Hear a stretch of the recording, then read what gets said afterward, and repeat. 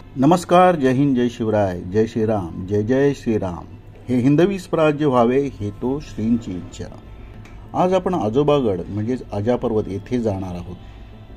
मल्हार मित्रांची टीम नक्की झाली. आज 31 डिसेंबर 2023 इंग्रजी वर्षाचा शेवटचा दिवस. सर्व मित्र पहाटे 6च्या आसनगाव ट्रेनसाठी वेळेत पोचले होते. गाडीत एकूण 9 मित्र ठाणे, कुर्ला, कल्याणपासून जमा झाले. गप्पा गोष्टी रंगल्या. आसनगाव स्टेशन कधी आले तेच कळले नाही. पुढील व्यवस्था आमचे मल्हार मित्र श्री सुनीलजी किरपण यांच्याकडे होती. सुनीलजी स्टेशनवर आपल्या मोटरसायकलने आले होते. त्यांनी ट्रेकसाठी निवडलेले वाहन आमची वाट पाहत होते. ते प्रचलित वाहन म्हणजे येथील प्रचलित असलेली जम्बो रिक्षा होती. आम्ही त्यात सगळे बसलो. नाश्त्यासाठी त्यांचे गाव कळंब येथे आम्ही आलो. गाव नुकतेच उठले होते. थंडी छान पडली होती. केवळ महेश भोजने यांनी स्वेटर आणला होता. बाकी सगळे आपल्या तोंडातील गरम वाफेचा वापर करून थंडी घालवण्याचा आटापिटा करीत होते.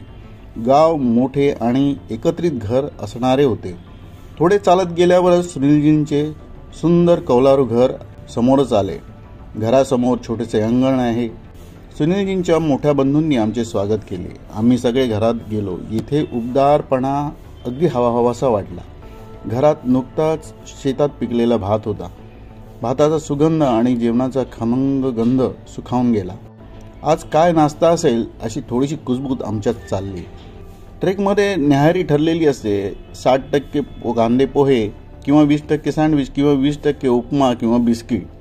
आम्हाला सर्वांना आतील रूममध्ये बसण्यासाठी सतरंजी अंतरली होती.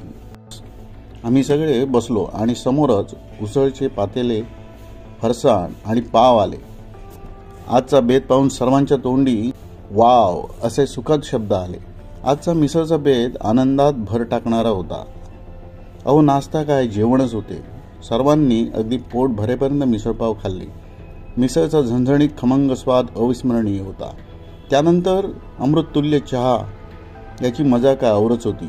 वहिनींनी खूपच रुचकर आणि खमंग झणझणीत मिसळ बनविली होती. येथील आदरातिथ्य सर्वांच्या मनाला भावून गेले. आम्ही त्यांचा निरोप घेऊन गड वाटेकडे निघालो. गर्द हिरव्या गार वनराईतून डोंगर वाटेने थेट वाहनाने वाल्मिकी आश्रमाजवळ पोचलो. इथे रामायण रचयिता पूज्य संत श्री वाल्मिकी ऋषींची समाधी, तसेच शिवमंदिर, तसेच अन्य छोटी छोटी मंदिरे आहेत. मंदिरासमोर विरगळ आणि बरेच पुरातन अवशेष आहेत. समाधीच्या डाव्या बाजूला पर्वतावर जाण्यासाठी खडा मार्ग आहे. येथून 1.5 तासातच आपण गडावर पोहोचतो. समोरच सीतामाई कुंडाकडे जाणारा मार्ग आहे. गडावर जाणारी वाट दगडांची आहे. वाट वनराईतून असल्याने ऊन लागत नाही. आपण खिंडीत पोचल्यानंतर दगडी पायऱ्यांनी आपल्याला गुहेकडे जाणारा मार्ग आहे. येथे गड संवर्धन केले आहे. रेलिंग आणि पायऱ्या दुरुस्त केलेल्या आहेत. येथील गुहेमध्ये 2 पाळणे आहेत. यात छोट्या मूर्ती आहेत. हे श्रीरामपुत्र लव आणि कुश यांचे जन्मस्थान असल्याची मान्यता आहे. समोर जाणारी वाट कड्याला वळसा घालून आहे. येथे पाण्याचे टाके आहे. येथून ठाणे, मुरबाड, शहापूर परिसर दृष्टिक्षेपात येतो. आम्ही येथे थोडे थांबून गड उतारास प्रारंभ केला. पुढील पाऊण तासातच आम्ही गड उतरलो. येथून सीतामाई कुंडेकडे गेलो. इथे स्वच्छ पाण्याची 2 कुंडे आहेत. आश्रमाजवळच अनेक भक्त मंडळी आली होती. त्यांनी आम्हाला जेवणास आमंत्रण दिले. येथे घरगुती पद्धतीचे छान रुचकर गरम गरम जेवण आम्हाला जेवायस मिळाले. आम्ही या सर्वांचे आभार मानून रस्त्यात लागणारे माता सीतेचे आणखी एक पूज्यस्थानाला भेट दिली. येथून पुढे आम्ही आसनगाव स्टेशनकडे निघालो. सुनीलजींनी शहापूर येथील प्रसिद्ध वडापाव आम्हाला आणून दिला होता. अशा प्रकारे आजचा दिवस हा खूपच छान गेला होता. सर्व आपापल्या घरी अगदी सुखरूप पोचले होते. या किल्ल्याचा इतिहास वाचनात आलेला आहे तो पुढील प्रमाणे. बालाघाटाच्या रांगेत रतनगड, हरिश्चंद्रगड आणि त्यांच्या मधोमधच अगदी कडेला असलेला आजा पर्वत उर्फ आजोबाचा डोंगर एखाद्या पुराण पुरुषाप्रमाणे भासतो. घनदाट झाडाझुडपांनी नटलेला हा आजोबा गड हरिश्चंद्रगड अभयारण्याचा भाग आहे. वाल्मिकी आश्रमामुळे या भागाला तीर्थक्षेत्राचा दर्जा प्राप्त आहे. पक्का रस्ता करण्यात आलेला आहे. सीतेच्या पाळणा या ठिकाणी जाण्यासाठी आपल्याला ट्रेक करत जावं लागतो। गडाचे नाव आजोबा कसे पडले यावर एक पुराण कथा प्रसिद्ध आहे। याच गडावर बसून वाल्मिकी ऋषींनी रामायण हा धर्मग्रंथ लिहिला। याच गडावर सीतामाईने लव आणि कुश यांना जन्म दिला। लव आणि कुश वाल्मिकी ऋषींना आजोबा म्हणत असत, म्हणून या गडाचे नाव आजोबा गड असे पडले, अशी कथा इथे सांगितली जाते। या गडावर वाल्मिकी ऋषींचा आश्रम आणि समाधी देखील आहे। देहणेहून वाल्मिकी आश्रमापर्यंत जाणारा रस्ता आहे। येथपर्यंत आपल्याला वाहनाने सहज जाता येते। वाल्मिकी ऋषींचे मंदिर, कालभैरव, शंकर मंदिर आणि काही विरगळी व समाधी आहेत। येथे भक्तनिवास आणि ज्ञानकक्ष देखील आहे। आश्रमासमोरच पायऱ्यांची वाट खाली उतरते। 50 पायऱ्या उतरल्यानंतर 2 पाण्याची टाकी आहेत। यात वर्षभर पाणी असते। या आश्रमाच्या मागून धबधब्याच्या वाटेने चढत गेल्यावर दीड तासातच आपण खिंडीत पोहोचतो।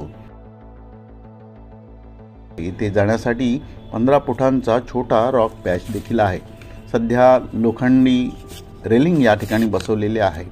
गुहेत चढून गेल्यानंतर लवकुशांच्या पादुका खडकात कोरलेल्या आहेत। येथे लवकुशांचा पाळणा देखील लावण्यात आलेला आहे।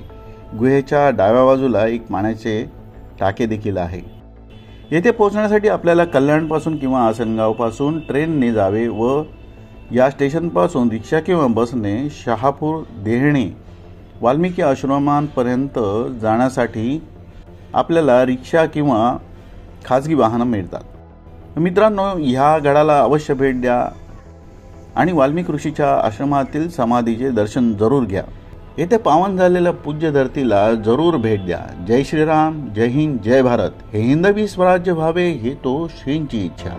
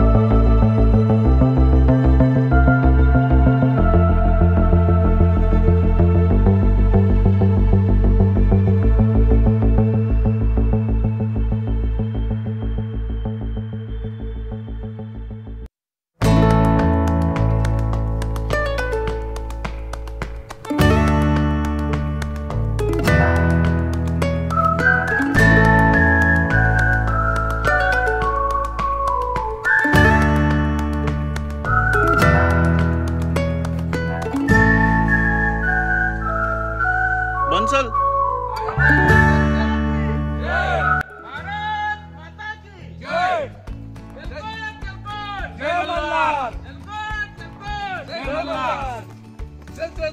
जय शिवाजी जय जय जय जय जय भवानी जय जय जय जय जय भवानी जय जय जय जय जय शिवाजी भारत माता की जय भारत माता की जय जय श्री राम जय श्री राम जय श्री राम जय श्री राम।